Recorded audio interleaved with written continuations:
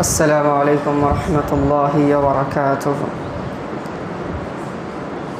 إن الحمد لله نحمده ونستعينه ونستغفره ونؤمن به ونتوكل عليه ونعوذ بالله من شرور أنفسنا ومن سيئات أعمالنا. من يهده الله فلا مضل له ومن يضلله فلا هادي له، وأشهد أن لا إله إلا الله وحده لا شريك له، وأشهد أن محمدًا عبده ورسوله، وأرسله بالحق بشيرًا ونذيرًا وداعيًا إلى الله بإذنه وسراجًا منيرًا. أما بعد، فإن خير الحديث كتاب الله، وخير الهدي هدي محمد صلى الله عليه وسلم، وشر الأمور محدثاتها، وكل محدثة بدعة، وكل بدعة ضلالة، وكل ضلالة في النار. أعوذ بالله من الشيطان الرجيم. بسم الله الرحمن الرحيم. يا أيها الذين آمنوا اتقوا الله حق تقاته ولا تموتن إلا وأنتم مسلمون. يا أيها الناس اتقوا ربكم الذي خلقكم من نفس واحدة، وخلق منها زوجها، وبث منهما رجالا كثيرا ونساء، واتقوا الله الذي تساءلون به والأرحام، إن الله كان عليكم رقيبا. يا أيها الذين آمنوا اتقوا الله وقولوا قولا سديدا يصلح لكم أعمالكم ويغفر لكم ذنوبكم، ومن يطع الله ورسوله فقد فاز فوزا عظيما. بسم الله الرحمن الرحيم.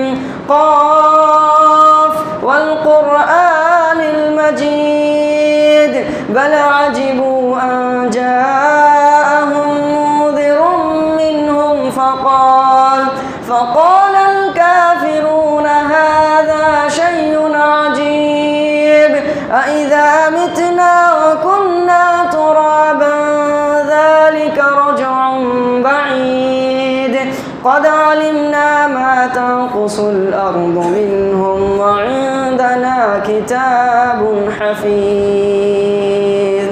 وقال سبحانه وتعالى: يا أيها الناس إنا خلقناكم من ذكر وأنثى وجعلناكم شعوبا وقبائل لتعارفوا، إن أكرمكم عند الله أتقاكم. وقال النبي صلى الله عليه وسلم: يا أيها الناس اسمعوا قولي، فإني لا أدري لعلي ألقاكم بعد عامي هذا وهذا في موفقي هذا.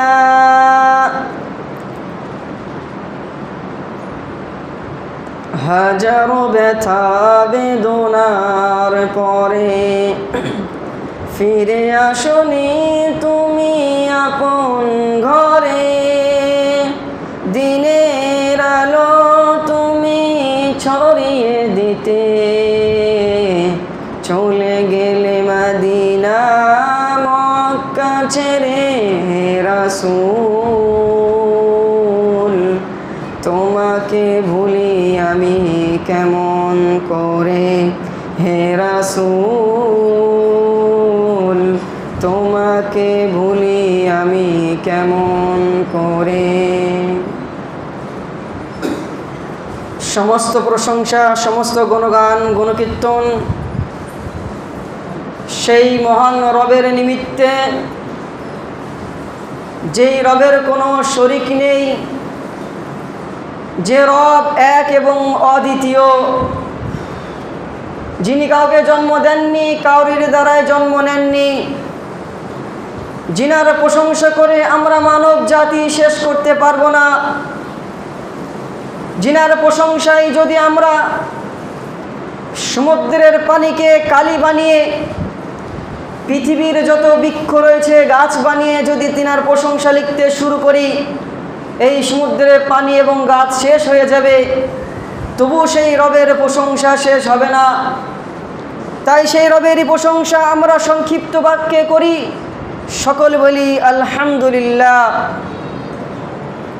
দরুদ ও শান্তির দ্বারা বর্ষিত হোক আমার আপনার সকলের প্রিয় নবী, শেষ নবী, আখিরুন নবী, খাতিমুল আম্বিয়া, নবীদের সর্দার, সৈয়দুল মুরসালিন মুহাম্মদ আরবি সাল্লাল্লাহু আলাইহি ওয়াসাল্লামের ওপর, যিনার ত্যাগ ও তিতিক্ষার পরিবর্তে আমরা এই ধর্ম পেয়েছি, যিনার শিক্ষায় আজ আমরা আলোকিত হয়েছি, যিনার জ্ঞানে আজ আমরা পিপাসিত মুক্ত হয়েছি, সেই মহান মানবের প্রতি দরুদ ও শান্তির দ্বারা বর্ষিত হোক। সকলে বলি আল্লাহুম্মা আমিন, আল্লাহুম্মা সাল্লি আলাই, আল্লাহুম্মা বারিক আলাই। খুতবা শুরু করার আগে যারা ঘুমাচ্ছেন ঘুম থেকে উঠে পড়বেন, আর যারা হাতের মধ্যে আঙুলের মধ্যে আঙুল দিয়ে বসে আছেন ছেড়ে দেবেন। ওটা হাদিসে নিষেধ আছে, তাশবিক বলা হয় এটাকে। রাসূলুল্লাহ সাল্লাল্লাহু আলাইহি সাল্লাম মসজিদের মধ্যে তাশবিক করতে নিষেধ করেছেন। এই তাশবিক করার কারণে আমাদের আমল নষ্ট হয়ে যেতে পারে। তা আমরা এমন কিছু আমল করব না, এমন কিছু কাজ করব না যার দ্বারাতে আমাদের আমল, নেক আমল নষ্ট হয়ে যাবে। আল্লাহ তাআলা আমাদের সকলকে বোঝার তৌফিক দেখ, আল্লাহুম্মা আমিন। আমরা সকলেই জিলহজ মাস, পবিত্র মাস, হারাম মাস, যেই মাসে আল্লাহ সুবহানাহু ওয়া তাআলা সমস্ত রকম পাপকে নিষিদ্ধ করে দিয়েছেন, এমন একটি মাস আমরা পেয়েছি। এবং এই মাসেই আর কিছুদিন পর আমরা ইনশাআল্লাহ সেই পবিত্র দিনও পেয়ে যাব, যেই দিন আমাদের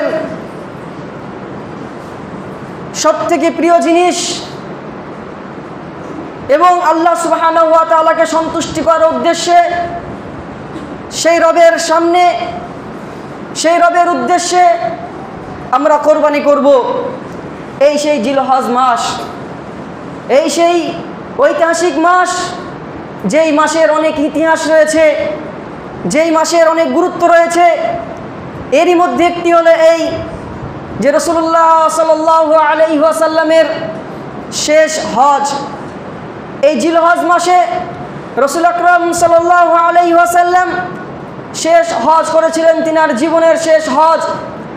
রাসূলুল্লাহ সাল্লাল্লাহু আলাইহি ওয়াসাল্লামের মোট জীবন 63 বছর। তিনি দুনিয়ার বুকে 63 বছর জীবন যাপন করে গেছেন। এই 63 বছর বয়সে তিনি আমাদের অনেক শিক্ষা দিয়ে গেছেন। মক্কা জীবনে 53 বছর এবং মদিনার জীবনে 13 বছর, এই টোটাল তিনার বয়স। মক্কা জীবনে তিনি মানুষ জাতিকে শুধু একটাই কথা বলেছেন যে তোমরা আল্লাহ সুবহানাহু ওয়া তাআলার দাসত্বকে স্বীকার করে নাও, আল্লাহ তাআলার একত্ববাদকে তোমরা স্বীকার করে নাও, আল্লাহ তাআলাকে তোমরা মেনে নাও, তোমরা মূর্তি পূজা থেকে দূরে থাকো, শয়তানের ইবাদত, শয়তানের উপাসনা করা থেকে তোমরা বাঁচো। এটাই তিনি মক্কা জীবনে মানুষদেরকে বলেছেন। মক্কা জীবনে মানুষদেরকে এরই দিকে আহ্বান করেছেন, আল্লাহ তাআলার একত্বতার দিকে, আল্লাহ তাআলার দাসত্বের দিকে। মদিনায় যাওয়ার পরে আল্লাহ সুবহানাহু ওয়া তাআলা এই ইসলামকে যখন সম্মান দিলেন, এই ইসলামের যখন বিস্তার হতে শুরু করলো, তখন আল্লাহ সুবহানাহু ওয়া তাআলা বিভিন্ন রকম বিধান, বিভিন্ন রকম শরিয়া আহকাম রাসূলুল্লাহ সাল্লাল্লাহু আলাইহি সাল্লামকে দিতে লাগলেন। তারই মধ্যে একটি হলো হজ। হজের বিধান রাসূলুল্লাহ সাল্লাল্লাহু আলাইহি সাল্লামকে হিজরতের পরে দিয়েছিলেন। তো রাসূলুল্লাহ সাল্লাল্লাহু আলাইহি সাল্লাম জীবনে একবার মাত্র হজ করেছেন, একবার মাত্র তিনি হজ করেছেন। এই হজই তিনার জীবনের শেষ হজ ছিল, যেই হজে রাসূলুল্লাহ সাল্লাল্লাহু আলাইহি সাল্লাম একটি আবেগময়ী, আবেগে পরিপূর্ণ এই উম্মতের জন্য অত্যন্ত শিক্ষণীয় একটি খুতবা, কিছু কথা তিনি বলে গিয়েছিলেন। সেইটাকে আমরা বিদায় হজ বলে, খুতবাতুল ওয়াদা অর্থাৎ বিদায় হজ নামে আমরা জানি। সেই বিদায় হজে রাসূলুল্লাহ সাল্লাল্লাহু আলাইহি সাল্লাম এই উম্মতের জন্য, আমাদের জন্য অনেক কিছু বলে গিয়েছেন। রাসূলুল্লাহ সাল্লাল্লাহু আলাইহি ওয়াসাল্লাম দশম হিজরিতে আরাফার ময়দানে তিনার উটনি, কাসওয়া নামক উটনি, সেই উটনির ওপরে বসে এই মানব জাতিদের উদ্দেশ্যে, মুহাম্মদ সাল্লাল্লাহু আলাইহি সাল্লামের উম্মতের উদ্দেশ্যে সেই দিন রাসূলুল্লাহ সাল্লাল্লাহু আলাইহি সাল্লামের সম্মুখে জনস্রোত ছিল, সাহাবাদের ঢল ছিল। সাহাবারা একদম নিশ্চুপভাবে রাসূলুল্লাহ সাল্লাল্লাহু আলাইহি সাল্লামের কথা শোনার জন্য একদম তাকিয়েছিল। সেই সময় রাসূলুল্লাহ সাল্লাল্লাহু আলাইহি সাল্লাম বলেছেন, ইয়া আইয়ুহান নাস ইসমাউ কওলি, হে মানব সম্প্রদায়, তোমরা আমার কথা মনোযোগ সহকারে শোনো,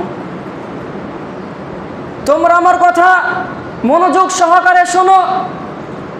ফাইন্নী লা আদরি, কেননা আমি জানি না, লাআল্লি লা আলকাকুম বা'দা আমি হাযা, আমি জানি না এই বছরের পর তোমাদের সাথে আর সাক্ষাৎ হবে কি হবে না, আমি জানি না এই বছরের পর তোমাদের সাথে আর সাক্ষাৎ হবে কি হবে না। আর রাসূলুল্লাহ সাল্লাল্লাহু আলাইহি সাল্লাম এই হজ করার পরে কিছুদিনের মাথায় রাসূলুল্লাহ সাল্লাল্লাহু আলাইহি সাল্লাম দুনিয়া থেকে বিদায় নিয়ে চলে গিয়েছিলেন।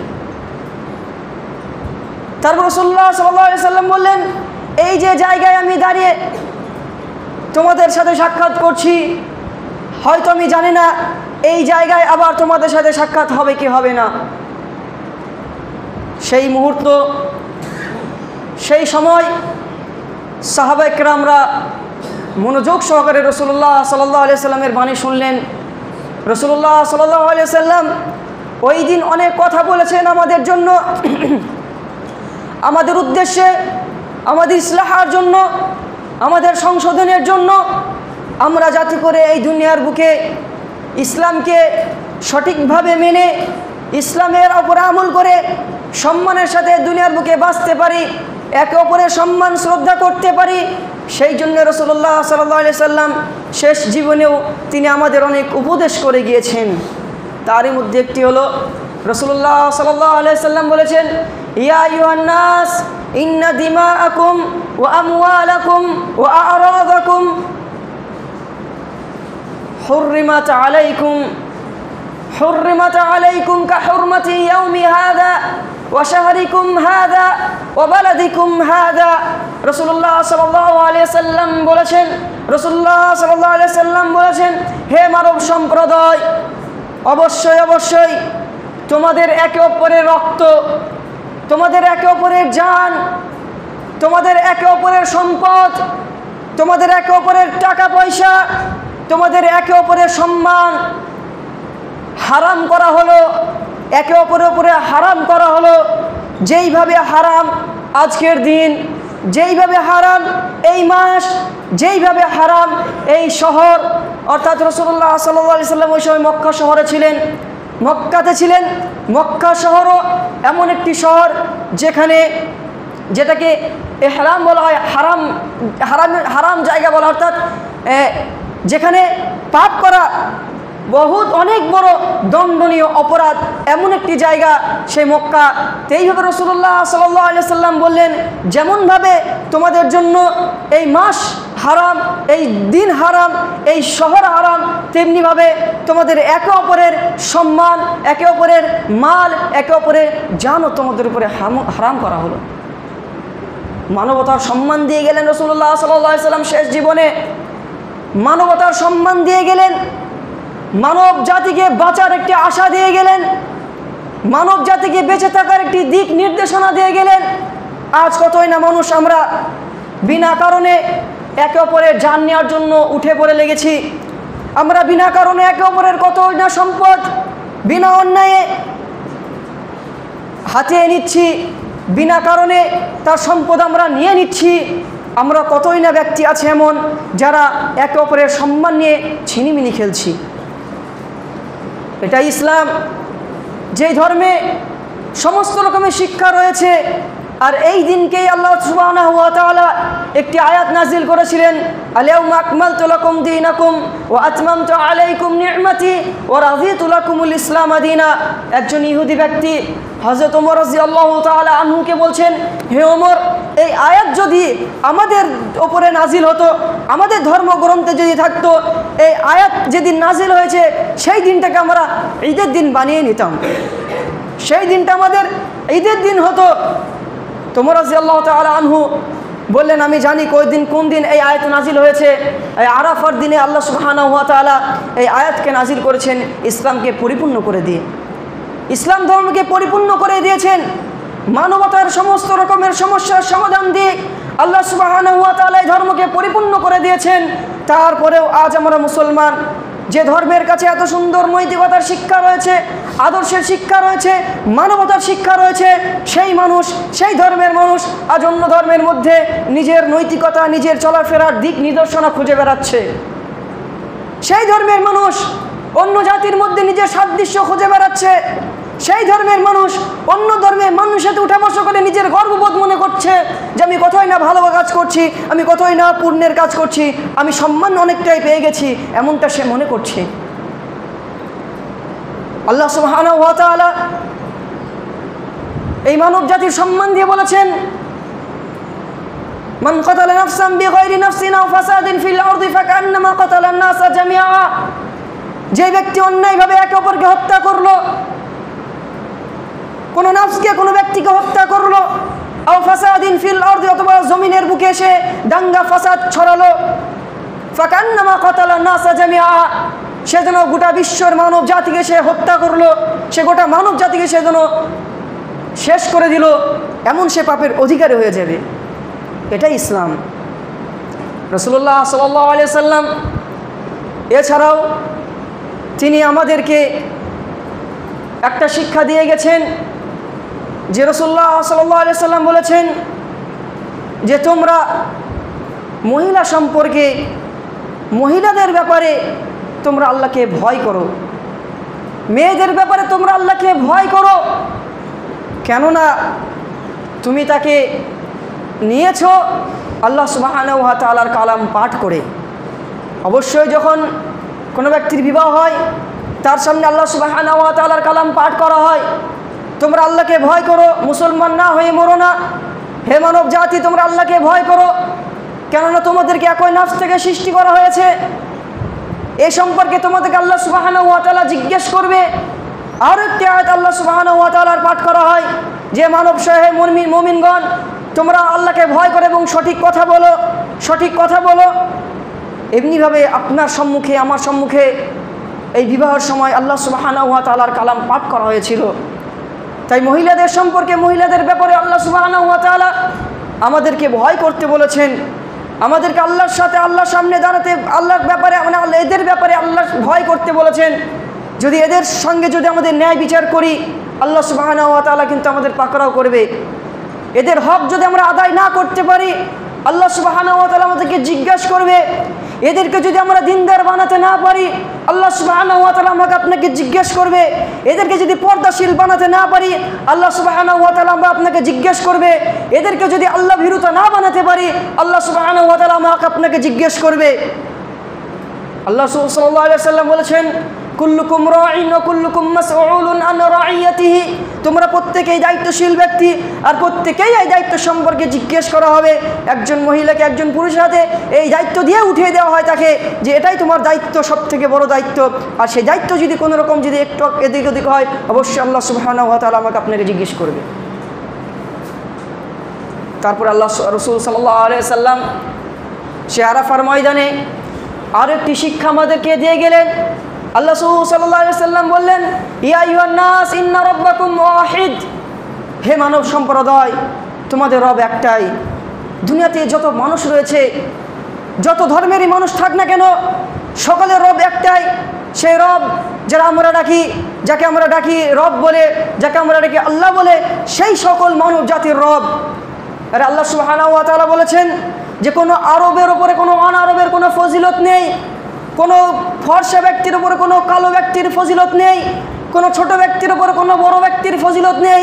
যদি ফজিলত থাকে আল্লাহ ভীরুতা, আল্লাহর ভয়, তাকওয়া, আল্লাহ ভীতি, এরই ফজিলত রয়েছে আল্লাহ সুবহানাহু ওয়া তাআলার কাছে।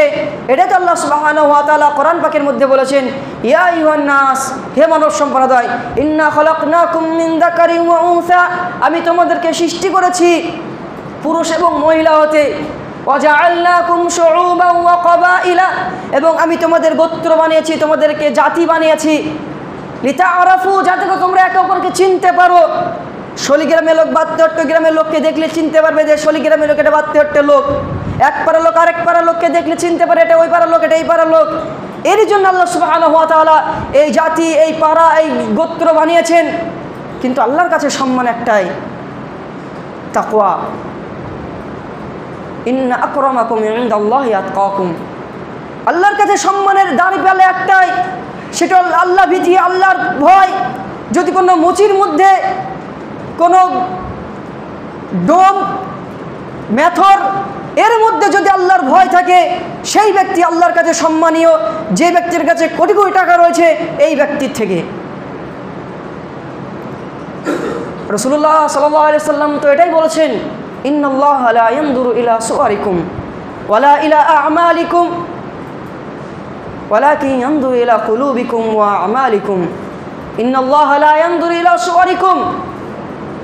তোমার চেহারার দিকে, তোমার মুখের দিকে আল্লাহ সুবহানাহু ওয়া তাআলা দেখেন না। তোমার সম্পদের দিকে আল্লাহ সুবহানাহু ওয়া তাআলা দেখেন না। আল্লাহ তাআলা যেটা দেখেন আমাদের অন্তর, আমাদের অন্তর এবং আমাদের আমল। আমরা যে আমলগুলো করছি সেই আমলের দিকে, আমাদের অন্তরের দিকে আল্লাহ সুবহানাহু ওয়া তাআলা লক্ষ্য রাখেন। সেই অন্তর এবং আমল আল্লাহ তাআলা দেখেন, যে অন্তরে আমাদের আল্লাহ ভীরুতা, আল্লাহর ভয় কতটা রয়েছে। এই যে কোরবানি করব, এই যে কোরবানি, এই কোরবানি যদি আমাদের আল্লাহর ভীতির উপরে না হয়, আল্লাহর ভয়ের উপরে যদি না হয়, আল্লাহর সন্তুষ্টির উপরে যদি না হয়, এই কোরবানি আমাদের কোনো কাজে আসবে না। এই কোরবানি আমাদের কোনো চিন্তিত পরিমাণ, সামান্য পরিমাণ আমাদের কাজে দেবে না, যদি এই কোরবানি আল্লাহ ভীতির উপরে না হয়ে থাকে। যদি লোক দেখানোর উপরে হয়ে থাকে, তাহলে তো আরও বিপদ, তাহলে তো আরও বড় বিপদ। সম্মানিত মুসল্লিবিন্দু, এই দিন আল্লাহ সাল্লাল্লাহু আলাইহি ওয়াসাল্লাম আরেকটি শিক্ষা দিয়েছেন আমাদেরকে। রাসূলুল্লাহ সাল্লাল্লাহু আলাইহি ওয়াসাল্লাম বলেছেন, ইয়া আইয়ুহান নাস, হে মানব সম্প্রদায়, তোমাদের উপরে সুদকে হারাম করা হলো, সুদকে তোমাদের জন্য মুছে দেওয়া হলো। এই মুসলিম জাতির জন্য আল্লাহ সাল্লাল্লাহু আলাইহি ইসলামে এই মুসলিম জাতির মধ্যে কোনো সুদ থাকতে পারে না। এটা রাসূলুল্লাহ সাল্লাল্লাহু আলাইহি ওয়াসাল্লাম সেই দিন বলে দিয়েছেন যে তোমাদের মধ্যে সুদকে মিটিয়ে দেওয়া হলো। কিন্তু তাও দুঃখের বিষয়, পরিতাপের বিষয়, আফসোসের বিষয়, আজ আমরা মুসলিম জাতি, আজ আমরা মুসলমান, সেই নবীর উম্মত হয়ে, সেই কোরআনে অনুসারী হয়ে আজ আমরা সবথেকে বেশি সুদখোর হয়ে গেছি, সুদদাতা হয়ে গেছি, সুদ নেওয়ার অধিকারী হয়ে গেছি। বড় দুঃখের, বড় পরিতাপের বিষয়। আল্লাহ তাআলা আমাদেরকে এই জঘন্যতম পাপ থেকে যেন বাঁচার সুযোগ করে দেয়, বাঁচার তৌফিক দেয়। সকল বলি আল্লাহুম্মা আমিন। আল্লাহ সুবহানাহু ওয়া তাআলা রাসূলুল্লাহ সাল্লাল্লাহু আলাইহি ওয়াসাল্লামকে এই বিশ্ব মানবের জন্য রহমত স্বরূপ, দয়ার স্বরূপ করে পাঠিয়েছেন। তাই রাসূলুল্লাহ সাল্লাল্লাহু আলাইহি ওয়াসাল্লাম প্রত্যেকটা শিক্ষা, প্রত্যেকটা কথা আমাদের জন্য অত্যন্ত গুরুত্বপূর্ণ। রাসূলুল্লাহ সাল্লাল্লাহু আলাইহি ওয়াসাল্লাম এই হজ্জাতুল ওয়াদাতে, বিদায় হজে রাসূলুল্লাহ সাল্লাল্লাহু আলাইহি ওয়াসাল্লাম যে আরেকটি কথা বলেছেন যে তারাকতু ফীকুম আমরাইন লান তাযিল্লু মা তামাসসাকতুম বিহিমা কিতাবাল্লাহি ওয়া সুন্নতি মুহাম্মদ। আমি তোমাদের মধ্যে দুটি জিনিস ছেড়ে গেলাম, দুটি জিনিস আমি তোমাদের মধ্যে ছেড়ে গেলাম। তারাকতু ফীকুম আমরাইন লান তাযিল্লু মা তামাসসাকতুম বিহিমা, যতদিন তোমরা এই দুটো জিনিসকে আঁকড়ে ধরে থাকবে, লান তাযিল্লু মা তামাসসাকতুম বিহিমা, যতদিন তোমরা এই দুটো জিনিসকে ধরে রাখবে ততদিন তোমরা পথভ্রষ্ট হবে না, তোমরা লাঞ্ছিত হবে না, তোমরা অপমানিত হবে না, তোমরা পদদলিত হবে না, যতদিন তোমরা এই দুটো জিনিসকে ধরে রাখবে। সে দুটো জিনিস কিতাব আল্লাহ, আল্লাহ তাআলার কোরআন, যার মধ্যে মানব জাতির জন্য পথ নিদর্শন রয়েছে, যার মধ্যে মানব জাতির অন্ধকার জীবনের আলো রয়েছে, যার মধ্যে মানব জীবনের সমুদ্রের ঢেউয়ের মতো যদি কোনো রকম চিন্তা ভাবনা থাকে, সেই সমুদ্রের ঢেউয়ের চিন্তাকে, অশান্তিকে শান্ত করার মতো ক্ষমতা রয়েছে এই কোরআনের মধ্যে। আজ আমরা সেই কোরআন থেকে অনেক দূরে সরে আছি, সেই কোরআনের শিক্ষা থেকে আমরা অনেক দূরে সরে গিয়েছি। রাসূলুল্লাহ সাল্লাল্লাহু আলাইহি ওয়াসাল্লামের সুন্নতকে যদি আমরা আঁকড়ে ধরে থাকি, রাসূলুল্লাহ সাল্লাল্লাহু আলাইহি ওয়াসাল্লামের নীতিকে যদি আমরা আঁকড়ে ধরে থাকি, রাসূলুল্লাহ সাল্লাল্লাহু আলাইহি ওয়াসাল্লামের আদর্শকে যদি আমরা আঁকড়ে ধরে থাকি, অবশ্যই অবশ্যই আমাদেরও ইনশাআল্লাহ কোনোদিন আমরা পথভ্রষ্ট হব না, লাঞ্ছিত হব না, অপমানিত হব না। আল্লাহ তাআলা এত শাস্তি, এত আযাব, এত পরীক্ষা, এত লাঞ্ছনা, এর একটি কারণ যদি দেখা হয়, তার একটি কারণ, সেটি হলো আমরা আজ ইসলাম থেকে, কোরআন এবং সুন্নাত থেকে অনেক দূরে সরে গেছি, অনেক দূরে সরে গেছি, বহু দূরে সরে গেছি, জাহান্নামের গহ্বরের নিকটবর্তী হয়ে গেছি। হয়তো মরণ হওয়া মাত্রই আমাদের সে জাহান্নামে নিক্ষেপ করে দেওয়া হবে, এমন অবস্থা আমাদের হয়ে গেছে। এখানে কত যুবক ভাই রয়েছে, আমি তাদেরকে যখনই আমি নামাজ পড়তে আসি, যাই, একই জায়গা দেখি, কিন্তু তাদের তৌফিক হয় না যে মসজিদে সে 2 রাকাত সালাত আদায় করে চলে যেতে।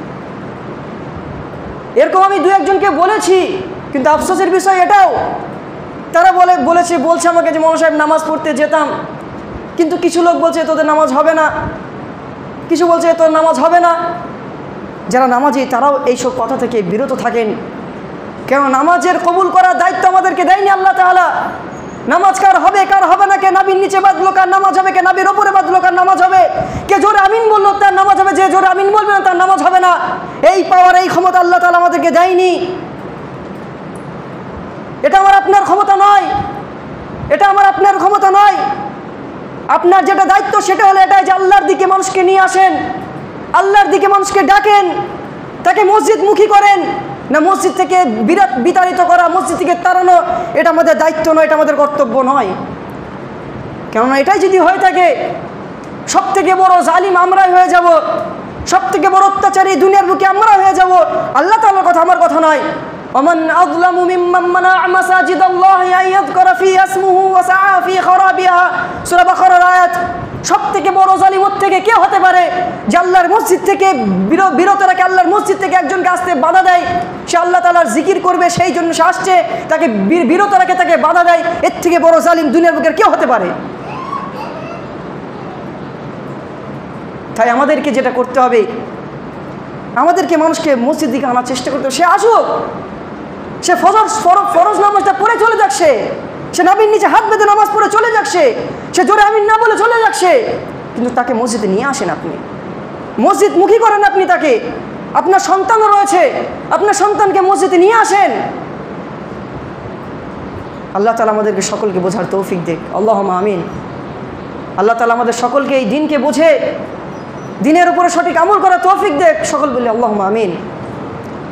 আল্লাহুম্মা সাল্লি আলা মুহাম্মাদি ওয়া আলা আলি মুহাম্মাদ কামা সাল্লাইতা আলা ইব্রাহিম ওয়া আলা আলি ইব্রাহিম ইন্নাকা হামিদুম মাজিদ।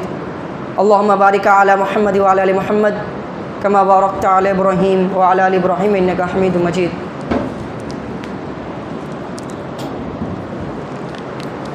ইন্নাল হামদুলিল্লাহ নাহমাদুহু ওয়া নাস্তাঈনুহু ওয়া নাস্তাগফিরুহ ونؤمن به ونتوكل عليه ونعوذ بالله من شرور أنفسنا ومن سيئات أعمالنا من يهده الله فلا مضل له ومن يضلله فلا هادي له وأشهد أن لا إله إلا الله وحده لا شريك له وأشهد أن محمدًا عبده ورسوله أما بعد فإن أصدق الحديث كتاب الله وأوثق العرى كلمة التقوى وخير الهدى هدي النبي صلى الله عليه وسلم وشر الأمور محدثاتها وكل محدثة بدعة وكل بدعة ضلالة وكل ضلالة في النار أعوذ بالله من الشيطان الرجيم بسم الله الرحمن الرحيم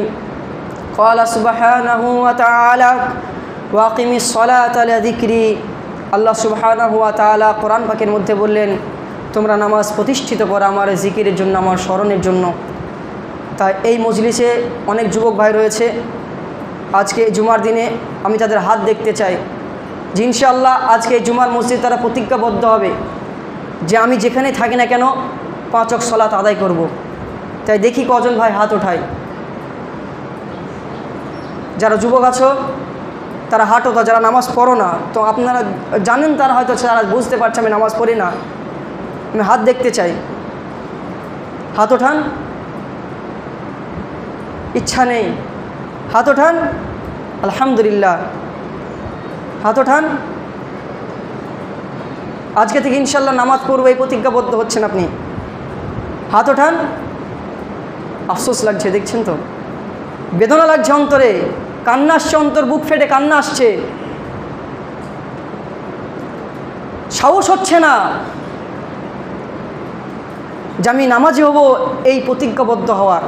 তার মানে বুঝতে পারছেন তো, শুধুমাত্র জুমার সালাত আদায় করাটাই আমরা ভেবে নিয়েছি যে এটাই আমাদের পরিচয়, মুসলমান হওয়ার পরিচয় এটাই। শুধু জুমার সালাত আদায় করলেই আমরা জানাজা কোনো আলেম পড়িয়ে দেবে, জুমার সালাত আদায় করলে আমাকে সাদা কাফনে সুন্দরভাবে কাফন করে অনেক মানুষ মাথায় টুপি দিয়ে আমার জানাজায় শরিক হবে, আমাকে কবরে আলতোভাবে নরমভাবে আমাকে কবরে নামিয়ে দেওয়া হবে। তারপরে কি হবে? তারপরে কি হবে? সেই কবরের অন্ধকার, সেই ভয়াবহতা আমাদের মাথায় কি রয়েছে? আমাদের চিন্তা ভাবনা কি রয়েছে? যখন আমাদেরকে জিজ্ঞেস করা হবে ফেরেশতা দ্বারা তোমার রব কে, আর আমি যদি নামাজি না হয়ে থাকি আমি প্রশ্ন উত্তর দিতে পারবো না। তোমার দিন কি ছিল যদি আমি নামাজি না হয়ে থাকি আমি উত্তর দিতে পারবো না। তোমার নবী কে ছিল যদি আমি নামাজি না হয়ে থাকি আমি উত্তর দিতে পারবো না। সেই ভয় অন্তরে একটু হলেও নিয়ে আসেন। হে যুবক ভাইয়েরা, হাত ওঠান। শেষবারের মতো আমি বলে আমার খুতবা শেষ করে দেবো, আর আমি 2-3 জনের হাত দেখতে চাই যারা নামাজ পড়েন না, আর 2-3 জনের হাত দেখতে চাই আমি। আলহামদুলিল্লাহ, সুম্মা আলহামদুলিল্লাহ, আলহামদুলিল্লাহ। যাক, আলহামদুলিল্লাহ, আমি সন্তুষ্ট। আল্লাহ তাআলা আমাদের সকলকে কবুল করুক, বিশেষ করে যারা আজকে প্রতিজ্ঞাবদ্ধ হলো যে আমি 5 ওয়াক্ত নামাজি হব, সকল বলি আল্লাহুম্মা আমিন। আল্লাহ তাআলা এদেরকে দিনের ওপরে অটল থাকার জন্য তুমি তৌফিক দিও, সকল বলি আল্লাহুম্মা আমিন। আল্লাহুম্মা সাল্লি আলা মুহাম্মাদি ওয়া আলা আলি মুহাম্মাদ কামা